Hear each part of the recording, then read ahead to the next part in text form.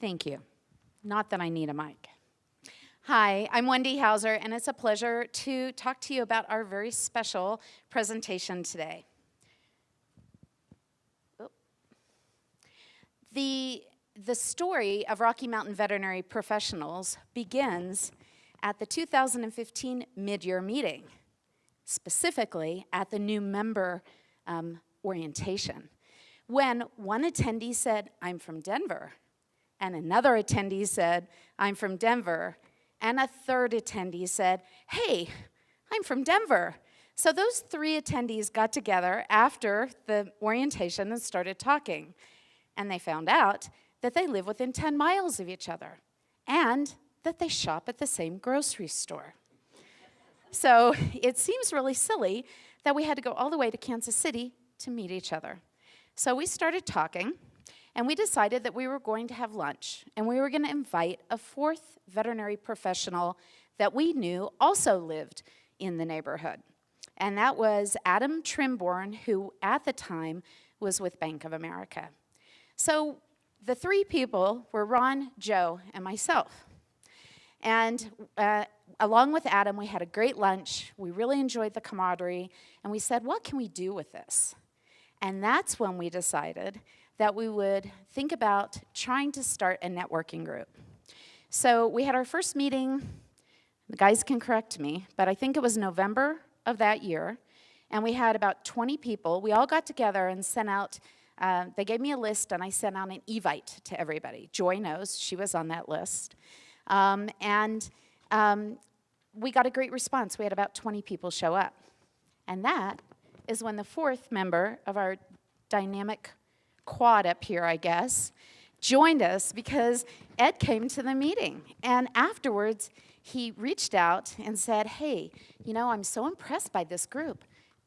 He had the historical knowledge to know that this had been tried and failed in Denver before. And so I thought, isn't this interesting? So Ed was really instrumental in keeping us from stepping in it in a big way early on when we said, well, we think we're going to call ourselves, do you remember this?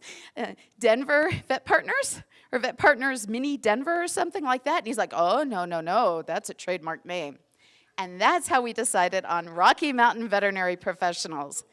And along the way, Ed has kept us out of trouble. And he will talk to you a little bit more about that when we get to the charter.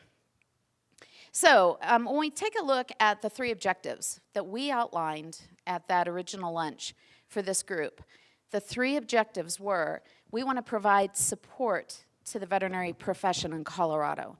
That was a driving, overarching goal. And actually, Joe is going to talk to you a little bit more about what that looks like. We're going to promote networking among members, and we want to promote membership in VetPartners, even though we couldn't call ourselves VetPartners Denver. So these are the businesses that are currently represented in Rocky Mountain Vet Professionals. You can see that we have a huge organized veterinary medicine presence. Denver is a little bit of a hotbed, quite frankly, of organized medicine. So we're lucky to be able to tap into those resources. And then you can just see all the different ones. So when we go to network, our second objective, we had a tremendous resource. This is not going to make the rest of you happy, but look at all the businesses that are represented. We could easily network within our own group to meet the needs of our clients. And we always do offer other names, out-of-state names, but there's been a lot of networking that's happened just within our group. These are the VetPartners members, and I would like all the Rocky Mountain VetPartners members that are here to stand up. Hi, Jan. Hi, Josh. Welcome. Hello. How are you? Good to see you. Look at all of them. So there's a lot. And the ones with asterisks are the ones that joined. After Joy, I hope you stood up because I still counted you. These are the ones that joined after attending the Rocky Mountain VetPartners meetings. Now, it's Ron's turn. Okay. I know. That was before the beer came.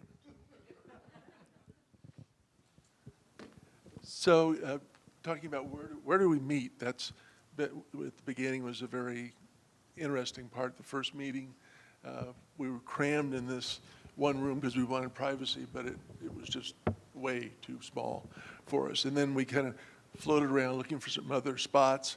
Ended up, this is a bar above a dining area down below in kind of central Denver. That was another question too. How do we have people come in and be in the center of Denver area, and they don't have to travel for too long on that?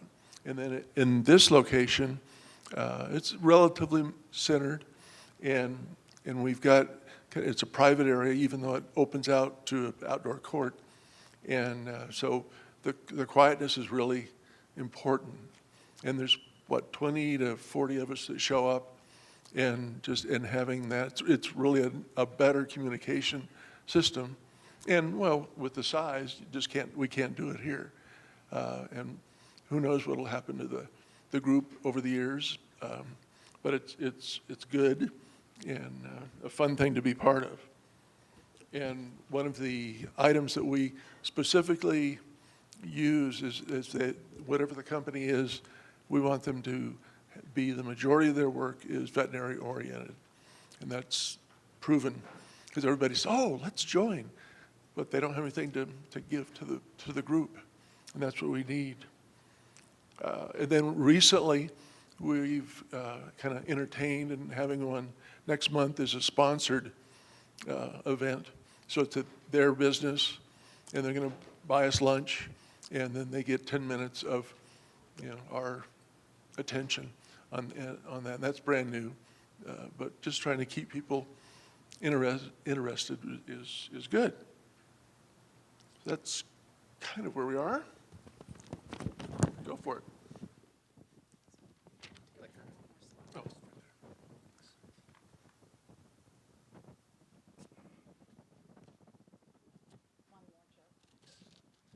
So I want to speak a little bit about the list. So we started devising a list, and at first we just started putting it into a simple spreadsheet. But as that list grew, it got a little more complicated. And really, the key to driving attendance to these is really communicating effectively and assuring that people understand when the meetings are going to occur. We've got some feedback during the time that they didn't really know when the meeting was going to occur, and we kind of put a regimen now of notification of at least 1 month. So we meet every other month, so 6 times a year. And so we want to reach out to them 1 month in advance, and then we want to reach out to them at least 1 week in advance, and then touch them one more time, maybe a few days in advance of that meeting. And that seems to help drive the attendance, especially. So that's a new process that we kind of put in place, and it's really starting to drive attendance. And we're getting good. We got really good attendance last meeting after we've tried that process. I highly recommend using some type of automated system. On the left, it's our automated system, but I'm not here to sell my automated system. Or you just can use simple things like Constant Contact or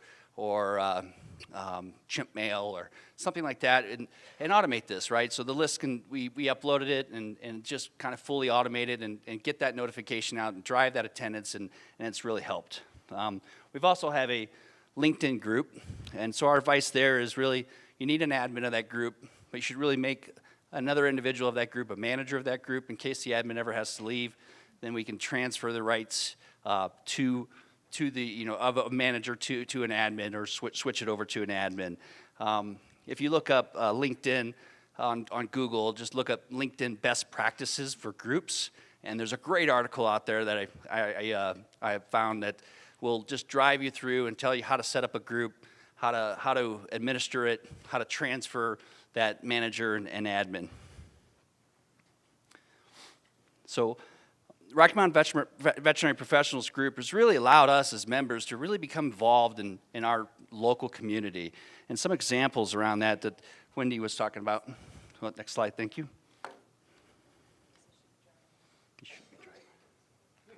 Thank you. So it's really allowed us to drive and become really, really active within our local community. And one of the programs really spearheaded by Wendy, and Josh is actually a facilitator of this program this year that they launched through the CVMA is the Power 10. So for practice managers. So they had it for DVMs, but they decided to open up and allowed us as members to be able to participate and actually sponsor and assist this program and drive practice management consultants to better practice management throughout our community. And so 10 participants this year are going through that program, and we've heard nothing but good out of this program, and we're excited about having it occur next year. So again, allows us to stay connected. So at industry events, so throughout the CVMA, we really get to know each other, and we were highly involved with the convention. So each year IT Guru has a booth at the CVMA, and we get to know, we get to see people, we get to share information and even share contacts among each other. So it's really proven to be an excellent networking group. Ed? Thank you. I mean, this has really been a great opportunity because there's no reason why we have to limit our get-togethers of these regional people. I'm going to let you handle the slides since you drafted them. You can control the slides. Guess you tell who did the slide. We shouldn't have to limit our opportunities to get together for lunch, maybe drinks, once, twice a year with VetPartners. And so it gives everyone the opportunity every couple months in the Denver area to get together. And there's a tremendous number of consultants and advisors in the Denver metropolitan area. And I know we're not the only market where there are a lot of consultants and a lot of VetPartner members. And so we thought this was a great opportunity to share what we've been doing and something you can consider for your local community. So after the initial meetings, and they brought me into the discussions, a decision had to be made. If this is going to continue, how are we approaching this from a legal standpoint? And after discussions, the decision was made by our group to do an unincorporated association. We did not form a nonprofit organization. We did not, with that entity, then we did not file, we don't have to file tax returns. It's a very loose association. And that's a decision every organization, every group would have to make. How comfortable are they proceeding with an unincorporated association? So it's a decision, if you go this route with your local community, you have to think about it. What we did, however, do is we adopted certain guidelines in our charter that our membership drafted. We wanted individuals that wanted to be members to understand the guidelines. And some of the guidelines were, number one, you could not become a member unless one of the current members recommended you for membership. So that's the first requirement. In fact, you can't even attend a meeting unless you're invited with a current member. Secondly, and Ron mentioned this, you're only eligible to become a member if 50% or more of the services you provide are provided in the veterinary space. Now that's a little loose. We're not talking about specifically provided to veterinarians, but to veterinary-related businesses, and that's our focus. In addition, we've limited this to basically service providers. Manufacturers and their distributors are not eligible to become members into our organization. And we made that as a decision on, do we want to narrow the scope here? And we did. We wanted primarily service providers to the veterinary industry. In addition, I think this is real important, we made the decision to not limit our membership to one of each category. You saw the slide a little bit ago. Although there's only one lawyer right now, certainly others are welcome, but we have 4 or 5 lenders who are members and other industries. So we want, everyone's welcome. We did not want it such a very small group. So we wanted a broad scope of service providers in veterinary medicine, and that's been very well received. We don't see, you can comment if you guys disagree, but I think that the competitors have been welcome, and it's a very, very, it's a very good group. Everyone's very excited to get together, and there is a lot of networking that takes place, continuing into meetings like this. But we've enjoyed it. We hope you consider doing something similar in your particular region.